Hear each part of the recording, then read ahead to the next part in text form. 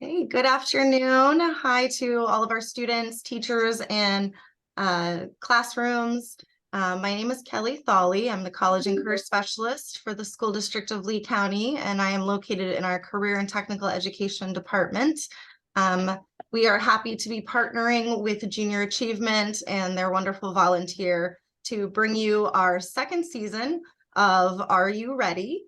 And this season, we are focused on entrepreneurship, and the topic is Be Entrepreneurial. You can go to our YouTube channel. If you search Lee County CTE, you can find session 1 and session 2. And today we're going to be on session 3. It'll be really easy for you to catch up, though, so please feel free to stay with us. If you've missed 1 and 2, you won't really be missing out on anything, and we can get you caught up later.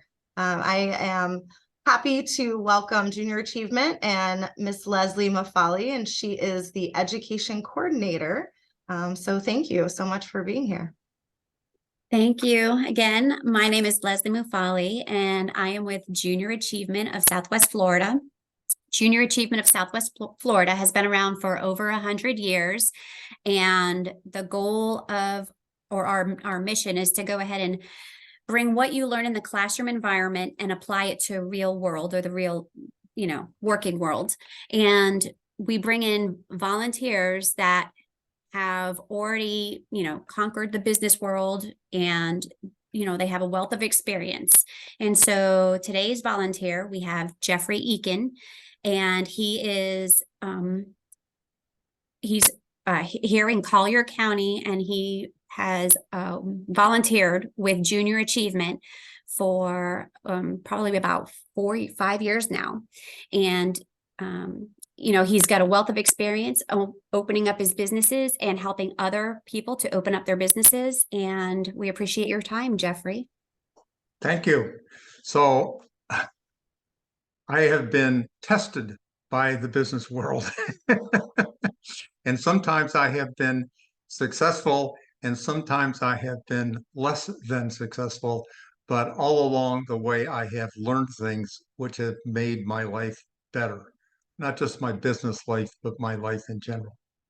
So last week and the first 2 weeks, and now into this week, we're thinking like an entrepreneur, and developing what we called last week the entrepreneurial mindset. And we want to move from knowing about that mindset to putting that mindset into an action plan for our own personal use. Last week, we talked about what an entrepreneur is and how does an entrepreneur see the world. Entrepreneurs are problem solvers. You can be a problem solver without being an entrepreneur by being an intrapreneur inside an organization. And it doesn't even have to be a business. It can be a social problem that you see, a problem in your schoolroom, a problem in your community. There are a lot of solutions out there looking for someone to come up with what the right answer is. Entrepreneurs tend to be optimistic, positive, open-minded, curious, listening. That's just a short list. All of these words that we're going to use generally define entrepreneurs, but they're not the only words, and every entrepreneur has all of them. Some entrepreneurs don't have any of them, and they're still successful. Sometimes that success, quite candidly, is luck. They were in the right place at the right time with the right idea, and a lot of other people helped them along the way. But that's called a growth mindset, being positive and optimistic. A fixed mindset is negative, unchanging, pessimistic, and closed-minded. Those are not words I use to be critical of people. You're young adults. Most of your fundamental characteristics in life have been not in stone, but set down for you by parents, family members, church leaders, teachers, people that you worked for, if you ever worked in a store. Those have been, again, I don't want to use the word cemented, because people can change. People can change dramatically if they put their mind to it, but they have to want to do it. So a growth mindset is beneficial to all aspects of your life, not just starting a business, not just being an entrepreneur or solving a social problem. it can just make life more pleasant. And it's not just about entrepreneurship. We talked a little bit about myths versus facts of entrepreneurs. Entrepreneurs are not superheroes. They do not wear a blue or silver or black cape and able to leap buildings in a single bound. They're just human beings. There's no magic to their success. They're just some characteristics. And we talked about those: adaptable, the ability to change; decisive, able to collect facts, select a plan, and act.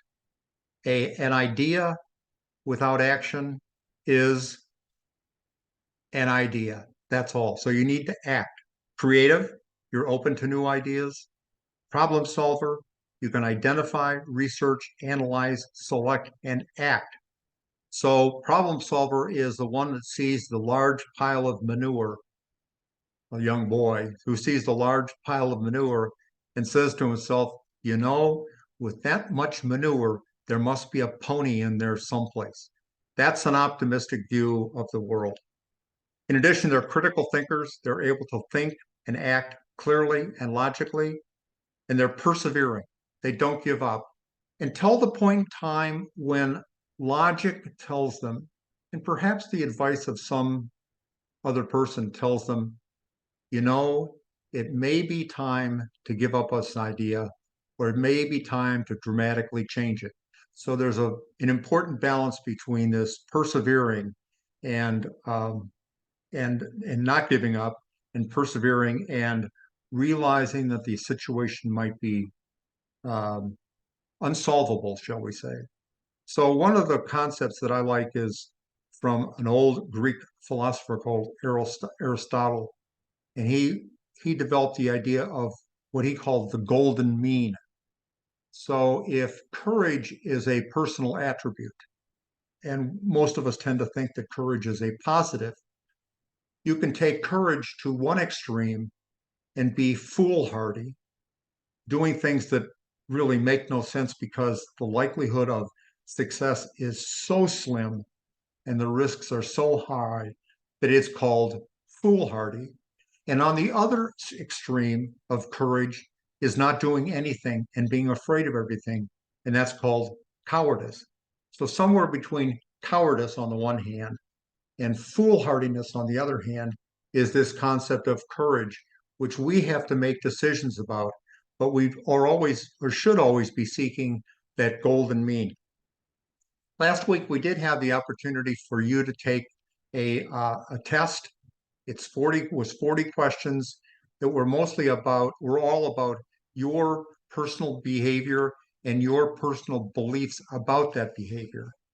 And Kelly's going to bring it up right now. Should look familiar. And if you go down to the questions, keep going. No, is that it? How about the questions? I think it was embedded as a link. Was it embedded as a link? Yeah. And it's 40 questions that hopefully you've been able to go through. No, that's not it either. 40 questions, and it asks you about your reaction to statements. I am really interested in exploring new areas, new ideas, new things that I don't know anything about. And one answer is a number 1, which means I totally disagree with that statement. And the other, on the other end, it goes 2, 3, and then 4 is the answer. I agree with that wholeheartedly. I totally agree with that. So the idea behind that is one person's way of interpreting adaptable, decisive, creative, problem solver, critical thinker, persevering into questions, which they have I'll call it, we should call it black box. They have a black box that takes the answers to those 40 questions and translate them into 3 categories: motivation, aptitude, and attitude. Aptitude is skills. Clearly, motivation is motivation. How much am I interested in doing that? And attitude is your general feeling about that. So how do I feel about trying something new? Do I have the skills to attack it? And am I motivated to do it? If you haven't done it, please do that now. You can use the link that you should have. Go through it. you can also listen to me. A lot of the stuff we've already talked about a little bit. Be truthful. There's no point in trying to outguess the test. Oh, well, I should be really interested in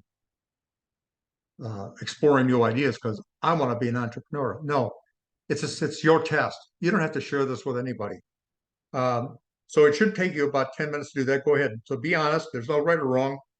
This is just, again, we're just one person's view of some personal traits. Now, I will say that I took the test myself. Oh, and then what it does is it scores this test, and it says in those three categories of motivation, aptitude, and attitude, below average, average, and above average, and it gives you a numerical score. Take the score for what it is. I took the test. I was in all three categories. I was at or below average. At or below average. And quite honestly, without, being too arrogant, I think I was pretty successful. But if I were to have taken this test in 1993, when I was ready to embark on a new career, leave a perfectly good job that I was being well paid for, to try and start something that I had never done before with someone who I had worked with before, but not in this environment. We were both employees. He left. I was still an employee. If I had taken this test, I probably would have had second thoughts. So I'm not disparaging Junior Achievement and their material. I'm just suggesting take this with a grain of salt. It is an interpretation of these characteristics. And as I said, my scores were at or below average. This is my evaluation of my behavior. It is not a true statement. And I am very cautious about using the word true and truth. Truth is 1 + 1 = 2. It's a truth. It's provable. It's not challengeable. Gravity is a truth. It's a scientific. It's a formula. That's the truth. I never give up is not, in my opinion of that, is not a truth. It's an opinion of myself conjured up by some third person. So, and here's why I say that. So you and I both look at that question. I never give up when I start a project. That's the question we're going to answer. And I happen to answer it, absolutely. I never give up. I'm just a bulldog. I never give up. And you answer it, that's generally true. I generally go after projects. I'm pretty serious. I don't give up easily. Now, we are both given a project, a challenging project to do, the same project. I work on it for 3 hours, throw up my hands and say, I can't do this. Unsolvable. You, on the other hand, spend 2 or 3 hours, same amount of time, and you say, no, I'm going to keep working on it. Now, we've answered the question that I should be the more highly motivated person and you the lesser. And yet when it comes to actually doing the project, actually acting, I am willing to give up before you are. So that's, again, I don't want to beat this point too much, but I think it's important because I don't want you to take away from this test something negative, because it's not negative. It's just one person's opinion of you, what you say when you answer a question. So yet we actually do the project, you complete it, and I give up. The question is, there are personal characteristics that you might want to change. You look at the results and say, gee, I wish I were a more curious person. I wish I were a person who was less willing to give up on things. I wish. And the purpose of this is for you to take the results of that test and go to, and I think we do have this one. Here, I'll just read this. We evaluate your entrepreneurial mindset, yours right now, and develop a personal action plan that includes goal setting, to refine your entrepreneurial mindset. Why don't we go to the next one, see what it says? Jeffrey, so Yes. sorry to interrupt. This is Leslie again. For the self-assessment, I did post the link in our chat group. Okay, So okay, good. everybody So has you've got, access to the link so they can go to that and they can link it if they haven't done it. Or, already. you know, something, if you were to take this test today and then take it tomorrow, it's conceivable. And tomorrow you had a great night tonight. You were with your friends, you got your homework, had time to chat with your favorite friends. You're in just a dynamite mood tomorrow, and you decide to take the same test over breakfast. The results might very well be different. They might be better, more optimistic, versus I got dinged on my quiz. My friend won't answer the telephone. My parents are all over my older brother for doing something and won't pay any attention to me. Not a positive environment. That environment, tomorrow morning you took the same test and you could very well score something which was lower. So that's what this self-assessment is. And well, actually, can you actually do it now?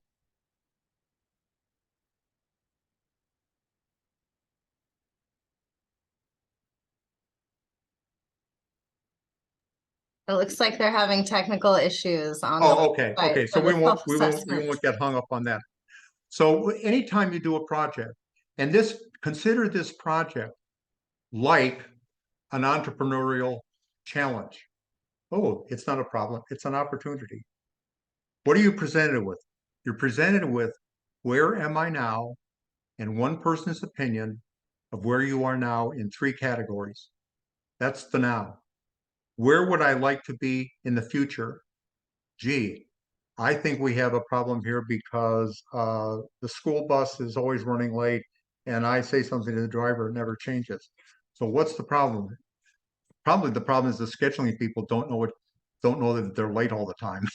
So what you would like to do is, in the future, you would like the buses to be on time. How do I go about doing that? Well, why don't I collect some facts? I record the time that the bus arrives every day for 2 weeks so that I have facts on my side.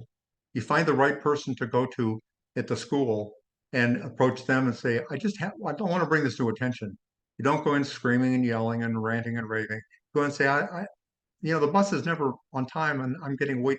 Yeah, sometimes when it actually does rain in South Florida, I get wet.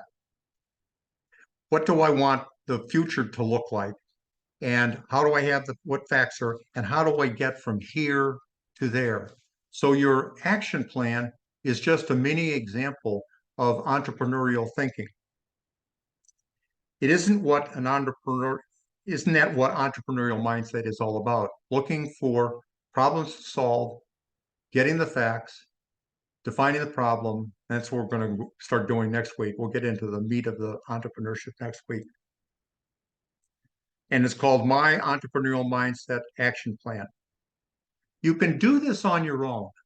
You can go through and see where you rank in motivation, aptitude, and attitude.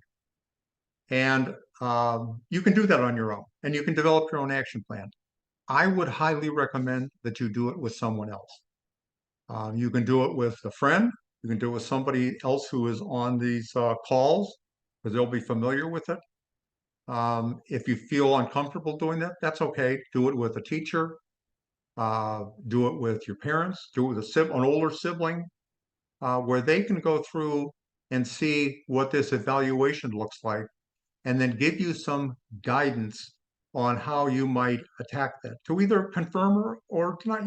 You're right. When somebody throws a party, you're a little hesitant to do that. And you probably are missing out on some things. And some people might think that you are aloof because you didn't go. You're not aloof. You're just maybe a little bit more shy than some of the other people in the group. What do you choose to do about it?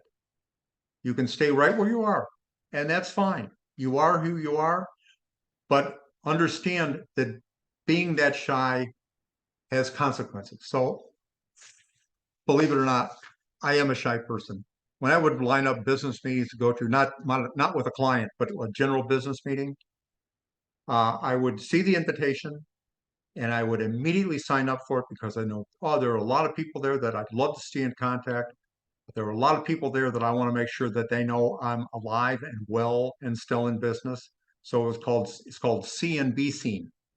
Make sure that other people see me and that I am seen by other people.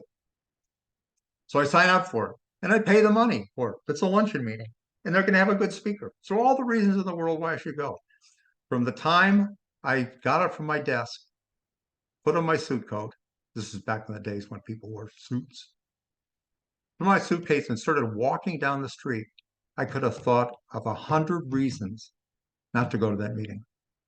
100 reasons to do a quick about face and go tell myself it's not going to be that good, go have lunch myself at McDonald's.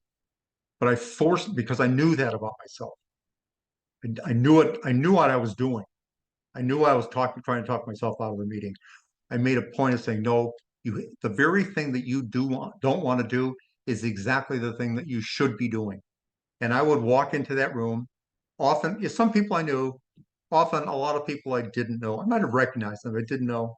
Hi, my name's Jeff. How's your morning going? Have you been to this group before? What do you think of the speaker? What do you think the speaker's going to tell us? Oh, tell me about yourself. The point was to get over, this is not about Jeff. This is about all those other people that I have an opportunity to touch. And actually, the last time I did that actively, I ran into a guy who looked like he was looking to meet people. When you've been in business for a while, you just know someone's looking to meet people. And I went up and introduced myself, and we realized that we had worked for the same company at the same time, just had not connected. We were in slightly different areas, and we didn't really connect. So we traded. The name of the company was Picker International. We traded picker stories for a while. Oh, do you remember so and so? Do you remember so and so?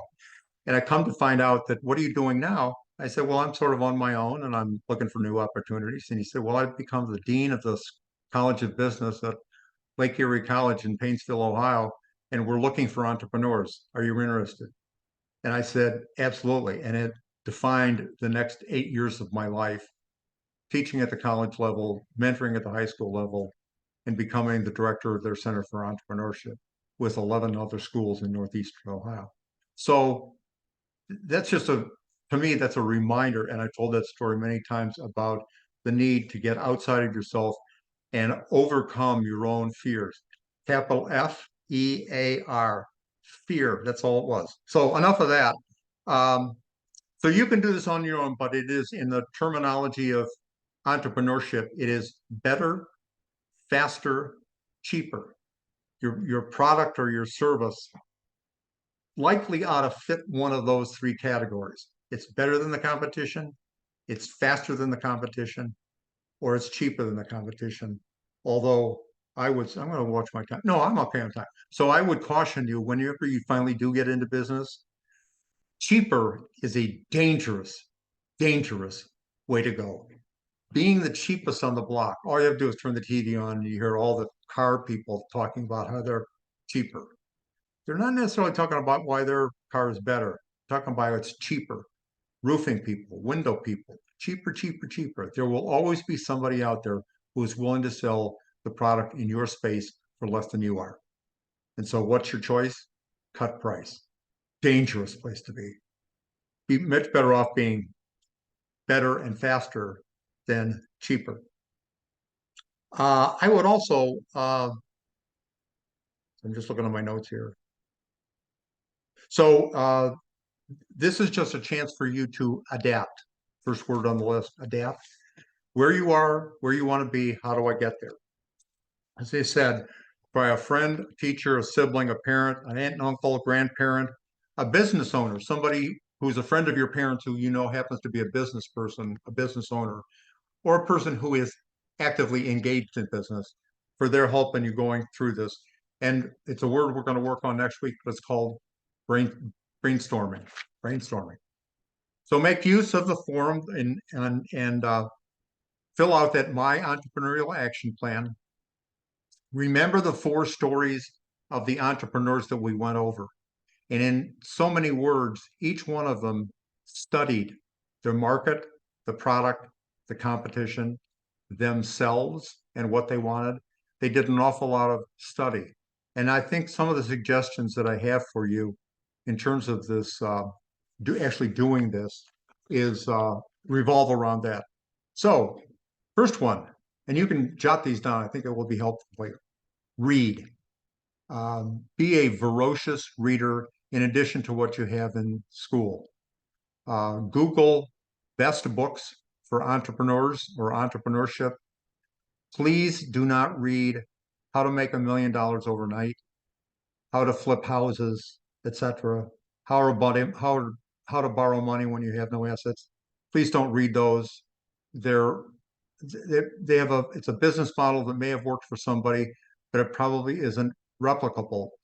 You can't replicate it. You can't follow those steps. I use the analogy, you won't have any idea who I'm talking about. Even Kelly and Leslie won't have any idea. There was once a great dancer, male dancer, called Fred Astaire. And he is a delight to watch dance. And I always wanted to dance like Fred Astaire. And he actually had dance studios. And what they did was they followed Fred Astaire around on the dance floor and put footprints where Fred Astaire put his feet when he danced. And the idea was that you were supposed to put your feet where Fred Astaire put his feet, and you could dance like Fred Astaire. Guess what? Even if you put your feet where Fred Astaire's feet were, doesn't make you Fred Astaire. So be careful about following books which advise you how to make $1 million, because that's not the point.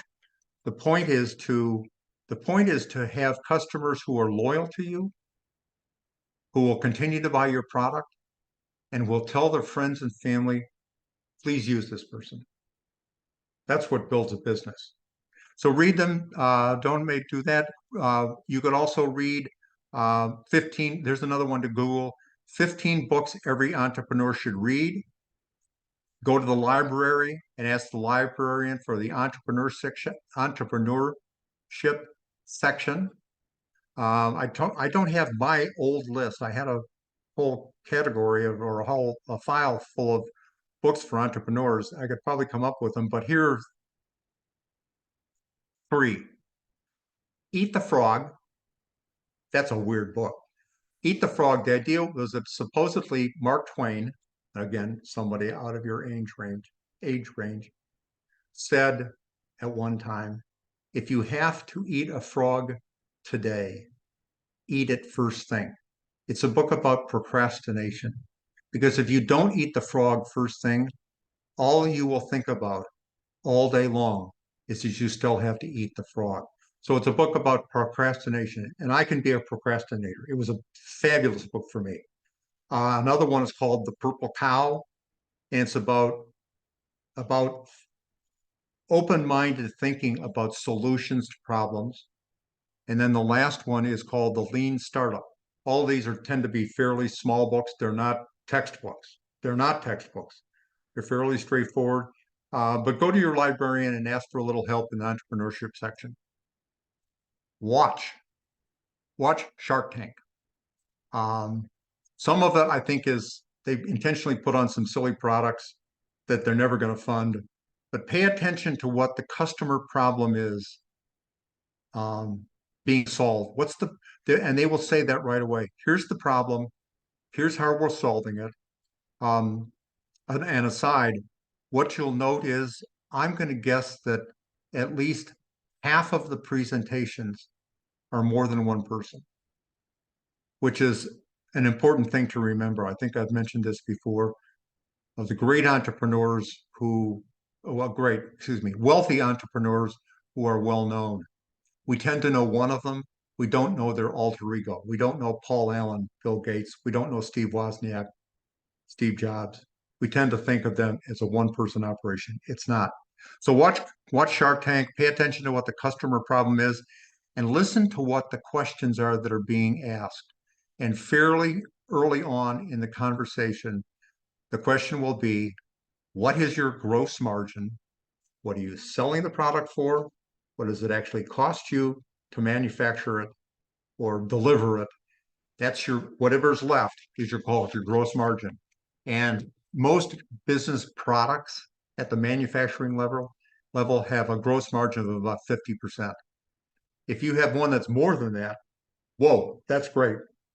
If you have one that's less than that, you ought to think about your costs or your selling price. One of the two that can be changed. Google the best movies, and this is also in the watch category. Google best movies about entrepreneurship. One I would highly recommend is called The Social Network. It's about Mark Zuckerberg. But there are a whole bunch of them. Again, you could probably go through, you can get them in the library in the DVD section if you don't have Netflix on at home, or if it's not on Netflix or Prime Video. I'm assuming that libraries have facilities where you can actually watch it there.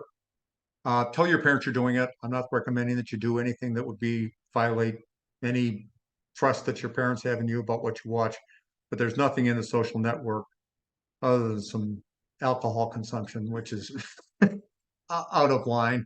But watch the movie. And I would suggest when you do watch a movie or when you do read one of these books, read them twice, watch them twice. Watch the movies once to figure out the storyline. How did Mark Zuckerberg actually start Facebook?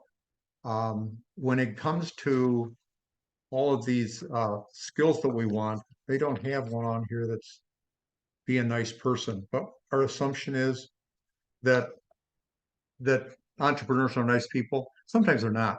Mark Zuckerberg started the face. Actually, originally it was called Facebook, not the Facebook, or maybe it was called the Facebook, not Facebook, at Harvard, and he created it to ditz his girlfriend.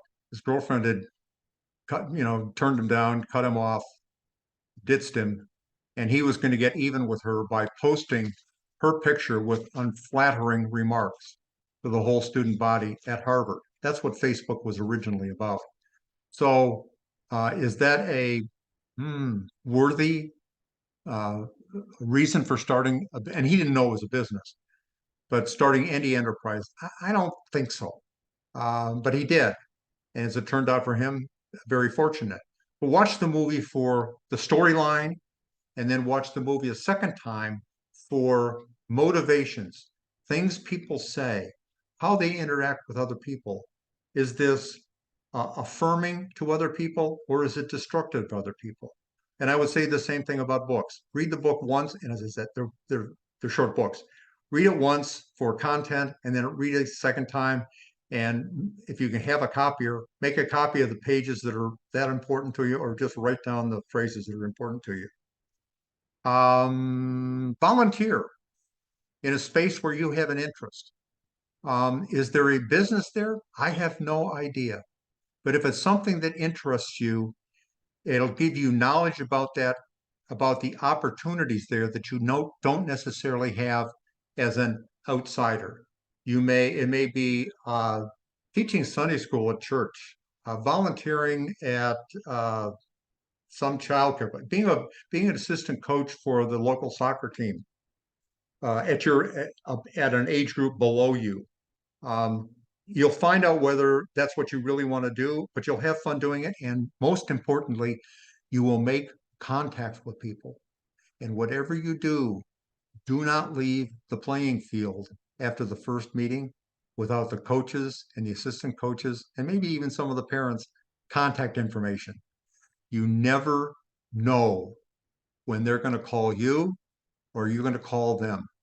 I had a student in college who was actually, he wasn't supposed to be working. He was a immigrant from the Ukraine, a world-class soccer goalie, and he was working part-time coaching soccer for a local team, just general soccer. And he did a couple of stints helping him out with goalie keeping. That really wasn't why he was hired, although as I said, he's a world-class goalie. And one of the fathers came up to him and said, well, there's two stories here. Said, I'd like you to coach my daughter individually. And Anton said, how much? And Anton's question was, in his culture, that meant, how much does Anton have to pay the father to get the job? Cultural difference. So for Anton, it was a tremendous learning experience because the father said, no, no, no, no, no, no. I pay you. That's why I asked you. And as it turned out, he became from that interaction, the soccer program where he was working recognized his value and made him head of all goalie keeping and allowed him to install his specific program, which he had already developed, but they hadn't allowed him to do it. So it was somebody that met. So don't leave the playing field without contact information. Email, phone number, somebody's name, and where you and some connection so that you can remember that Jeff Aiken, JA, spring 2023. Work. I don't know what the work rules are in the state of Florida. I don't know whether as a 16-year-old or 15-year-old you're allowed to work. I don't know that. You have to find that out. But if you can't work, then volunteer. But work, because it will, one, build experience. It will help you figure out whether it's something you wanted to do. I got all the way through an undergraduate degree, military service, graduate school, thinking that all I wanted to do was work for a big institution, a big institutional investor in Boston. That's what I wanted to do. I got that job. I was there 6 months and said, this isn't really what I want to do. So the point of your first job, maybe your first 2 or 3, yeah, by the end of the third job, you ought to have figured out what it is. The purpose of those first jobs is to figure out what you do and don't want to do. So don't think that it has to be the perfect job. Just get employed, become an insider. I have 2 grandsons that work for Ace Hardware. They learned a tremendous amount. 1, about customer service. 2, about honesty and trust. The owner actually gave them access to a cash register with real money in it and credit cards. So they learned about those important things. Work, you get to meet lots of new people. Again, get their name, get their phone number, and their email address for future years. Start building your database of contacts. Reach out to Collier County government and the Chamber of Commerce for resources for budding entrepreneurs. They exist. All you have to do is go to their website, Google it, pick up what I call the 500-pound, there it is, the 500-pound telephone. It doesn't weigh 500 pounds. It weighs a lot less than that. And give them a call.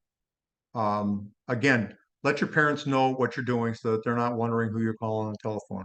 But reach out to people that have information that you could utilize.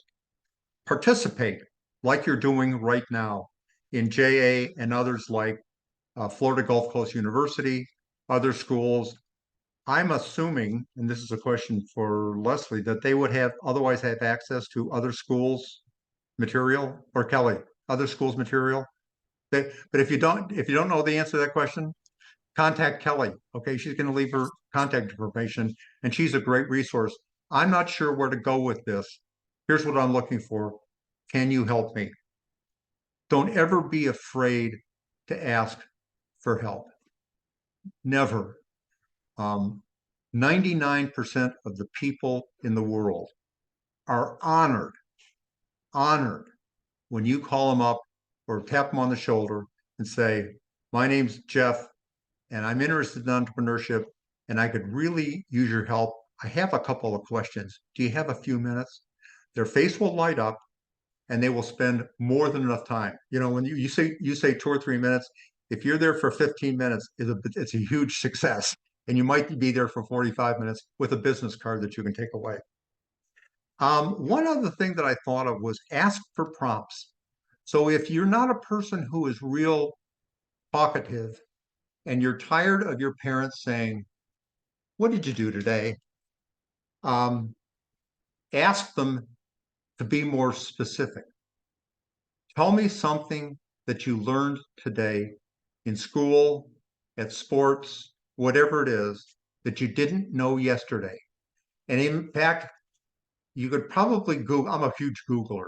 You could probably Google prompts to start a conversation, and you probably have 25 prompts like that to start a conversation to ask your parents to do for you or your siblings. You can go around the table, or your mother could say, okay, who has the prompt for Jeff today? And it could be my brother or my sister, and they have the prompt. But it's a little corny.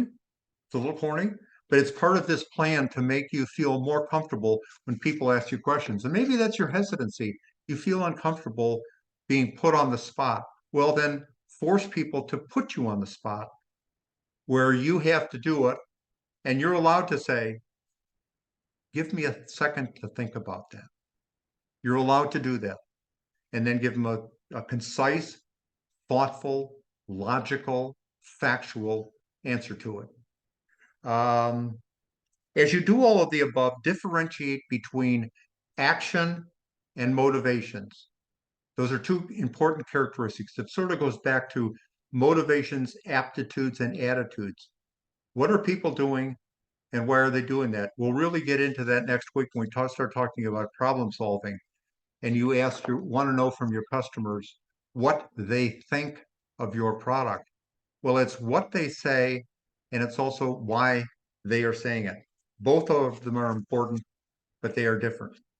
Okay, so of all of these suggestions I have, and I could probably come up with more, absorb what feels good to you. I'm offering possibilities, not absolutes. You might not be a TV person, and I may turn you off. Reading may turn you off.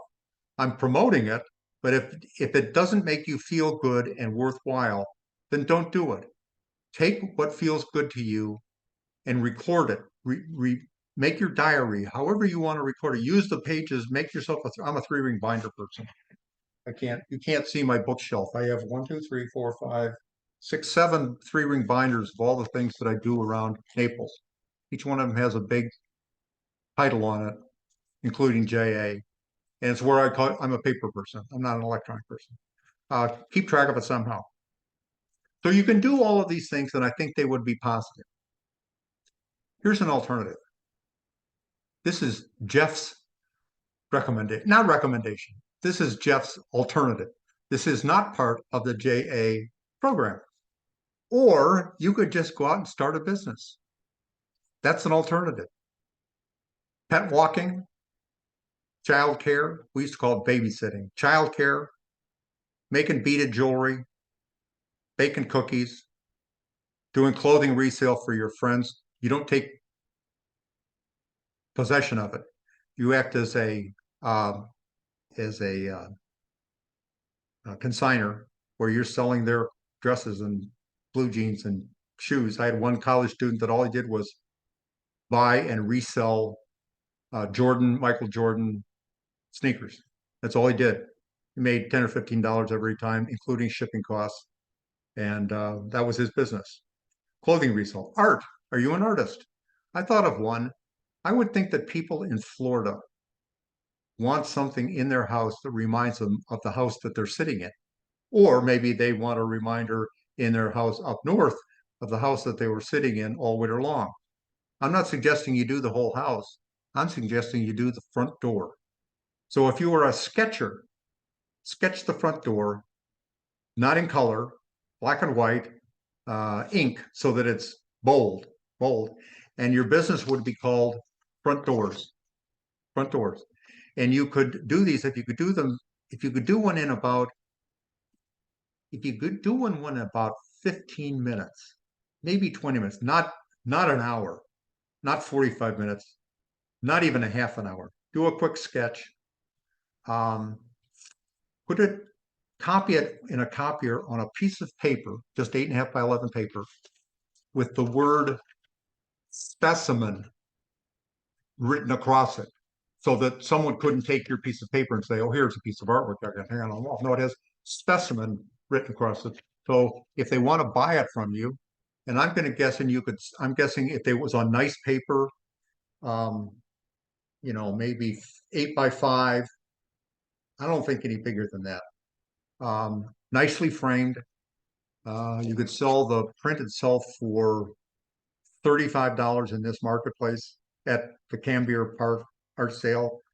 Or I don't think you can get 50, but you can get 35, and with a nice frame from Michael's or someplace online where you can buy them in bulk, black frame, you could sell them for $60. That's just an idea. It came across my head as I was taking a nap the other day.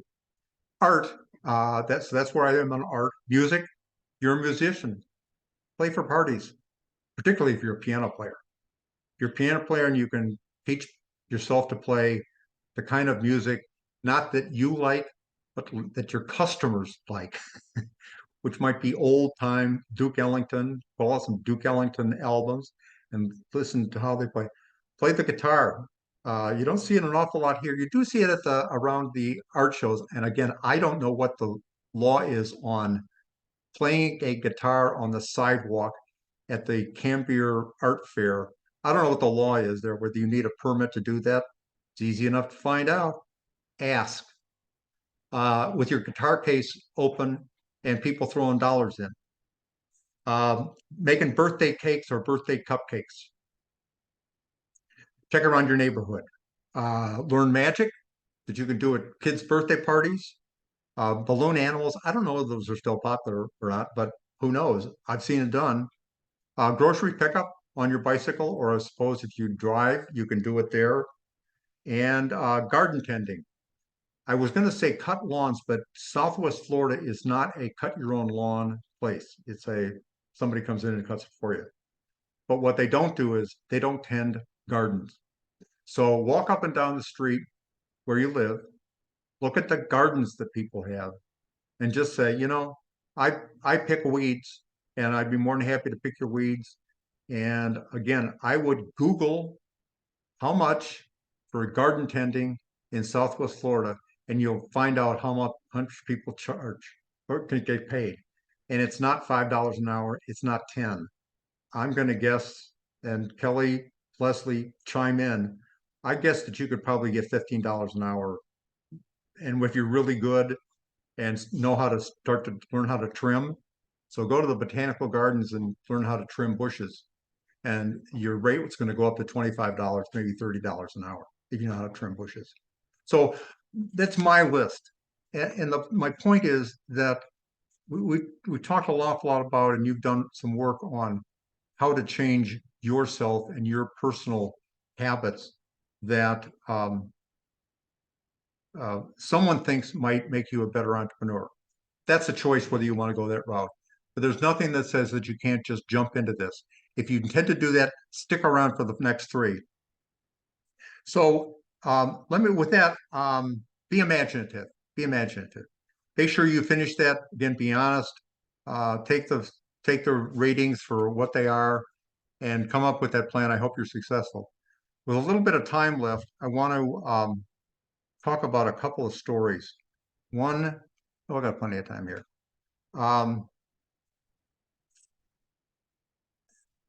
There's one other characteristic that I was thinking about when I thought about entrepreneurs. And there are two that I don't know by name, but you'll recognize the names. LL Bean and Land's End. LL Bean started as a company by, I think his name is Leonard Bean, who was a state of Maine hunter. And in the state of Maine, it's cold, but it's also real marshy. It's marshy like it is in Florida, except it's all surrounded by real hard rocks. And you can be up high elevations and it's still going to be marshy. Well, he's a hunter and he was tired of getting his leather boots soaking wet and his feet wet because it was cold. So he said, I'm going to develop a boot that is a rubber bottom and then a leather top to take care of the snakes that are up there. And so he developed this boot and he sold it. It's called the Maine Hunting Boot. And he sold 100 copies of the boot. And he promised the people that if they were unhappy for any reason whatsoever, they could return the boot. So we sold 100 boots. How many came back? 100 boots came back. People were unhappy. And to this day, the reason that people shop at LL Bean, which still sells Maine hunting boots, but it also sells thousands and thousands of other products, none of which are made by Bean. Bean makes the hunting boots. They don't make a single other thing. They don't make the wool shirts. They don't make the cotton shirts. They don't make the denim. They don't make the fleece. They don't make the beds or the bedspreads. They don't make any of that stuff. It's all made by somebody else. So that's one story. The second story is Land's End. Land's End started as a company that made heavy leather tote bags, 2 feet by a foot, real heavy real heavy cotton, canvas, reinforced bottoms, big heavy leather handles. That's what they did. Same product, same philosophy. If you are unhappy for whatever reason, send it back. So my family skied, and Land's End branched out from the heavy canvas to ski sets where they have a canvas bag that you put your skis in. So it's 6 feet long. So it's about that big around. You zipped it up, you had your skis in there. There's a boot bag that fit perfectly with ski boots, and another one for your mittens and your gloves and your goggles, etc. And one of the nice things they did is for free, they would initial them. They would put your initials on. So I said, what a great idea. I'll have one for me. I'll have one for my wife, my older son, Whitney, my younger son, Andrew. Everybody gets a different color, no mix-ups. Everybody gets their own initials. Christmas rolls around. They start to open a package. Well, it's a ski set for my son, Whitney. Well, that's really cool, except I didn't order green for him. I ordered red for him. And wait a minute, that's not the package that I wrapped. My wife had purchased exactly the same thing. So now we have 2 sets of identical ski bags, boot bags, glove bags from Land's End, and we only have use for one of them, one of each. So I called the company up and I said, I don't know, is there anything you can do? Can you give me some kind of, I don't know what to do. He said, send it back. We'll give you full credit. Really? What do you do with them? We resell them because there are people out there that don't want to pay full price for a bag and a boot bag and a glove bag. So we sell them. And so there's going to be somebody out there that has JJE on a brown bag. And that's why we have dog beds that say Bertha, Julia, Bernard, etc. We've never had a dog with that name, but we buy their dog beds. Somebody has misordered, or sadly, they ordered the bed and the dog passed away. So they take them back, both those. My question is this: what is LL Bean and Land's End selling? Are they selling products, or are they selling a promise? And I would contend they're selling a promise that they could move from clothing, and LL Bean has, and I think Land's End has too. They've moved from clothing into beds. They actually will sell you dressers and beds. They could move into car seats. They could move into cookware. And if it says Land's End on it, or it says LL Bean on it, people will buy it because if they're not, they're buying the promise. They're buying the promise. If I'm not happy, I'll get to return it. Now, one last person who is really totally different. Oprah Winfrey. Oprah Winfrey has a tough story. She grew up in a single mother family, single parent family. She was pregnant when she was 14 years old. Obviously uneducated in a formal sense. She's educated by experience. Had her first job in broadcasting at 19 at a small station in, I'm not sure where it was, someplace. And obviously poor upbringing. By the age of 30, she had started her own production company because she realized that being a celebrity can be lucrative. People in markets like New York make an awful lot more money, millions of dollars, than they do in Southwest Florida. And people in Southwest Florida make an awful lot more money than somebody who's on the evening news in Cornstalk, Iowa. That's a made-up name. But where people really make their fortunes and control their lives is by becoming a producer. And so Oprah, very, very early on, became a producer, and she went from doing a local show in Chicago to doing a syndicated show, meaning people buy her show in different markets. So just because she's on ABC in, and I'm making that up, ABC in Southwest Florida doesn't mean she's on ABC in San Diego, California. She could be on somebody else's network. She defined who her market was going to be. Who's her customer? It's mostly women. It's literature, self-help, spirituality, mindfulness. So it's about the customer. It's not about Winfrey. She is a physically a big person. She defies the profile of white, attractive, slim newscasters, TV show hosts, defies all of those. And that's because what she's selling is this idea that you, the audience, are more important than me. It's sort of like, what are you buying from LL Bean? Product or a promise?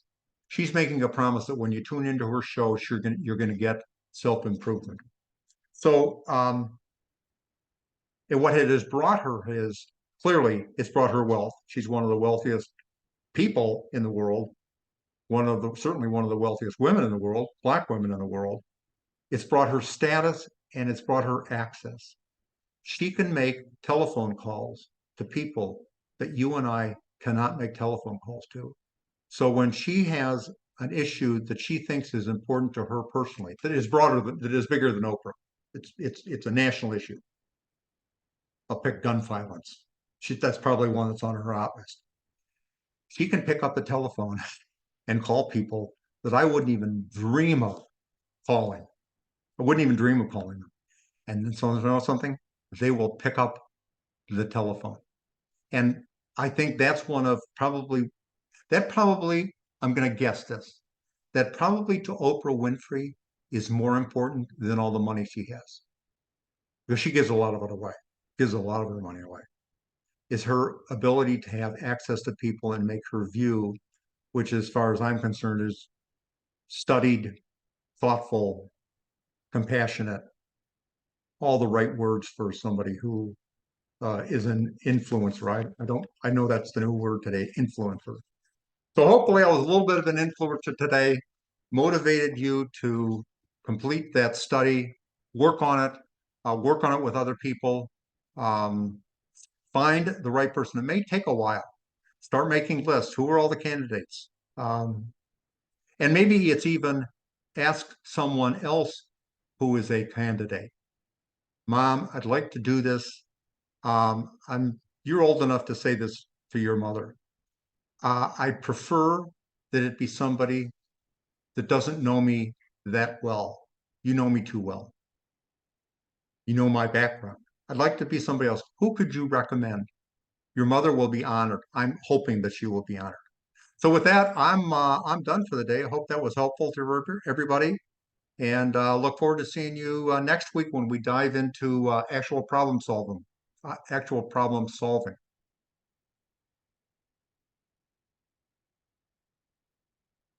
All right. Thank you all so much for joining us today. I'm going to do one more screen share actually, because I do want to show you where you can find Oh, good. all of these recordings. You should be able to access, let me make sure this is showing. Yes, it is. You should be able to access all of the sessions and the coordinating worksheets by using the link that was in the chat. Thank you, Leslie, as well, for linking the self-assessment. So you should be able to go in and do the entrepreneurial potential self-assessment as well. I've also put that link under session 2, so you can now get to that in here. And I've also included it in session 3. So if you have not done that self-assessment, you can get to it through here with the link, and then you can come back and start on your action plan. And to students, thank you for your patience. As you may have figured out, it's no, it may not be a big surprise that this is the first time we're doing this. So we're in a sense at the, where we're past prototype, we're sort of market testing as we go. So as we go along, we're figuring out how the system works and how the tag team can work. So even here, where I could have controlled everything, I chose not to, because I wanted other people's input, like Kelly and Leslie's input into how the process works. So thank you for your patience, students. Yes, thank you, students. And to catch up on any past sessions that you've missed and to replay this one, you can go to Lee County CTE. Just type that into your YouTube search. It should bring you here. If you click on playlist, that will pull up all of our various playlists. And then you should be able to click on the hashtag Are You Ready playlist. And it will start right away. So then you'll have access to session 1 and session 2 so that you can rewatch both of those. And then you can go back into that Google Drive and work through the worksheets. So thank you all so much for joining us today. Thank you, Leslie, and thank you, Jeffrey, again, for being on here. And we look forward to next week. So students tune in same time, Tuesdays from 4 to 5. You can use the same YouTube link or the same, Zoom link. Thank you. Thank you. All right. See you next week. Next week.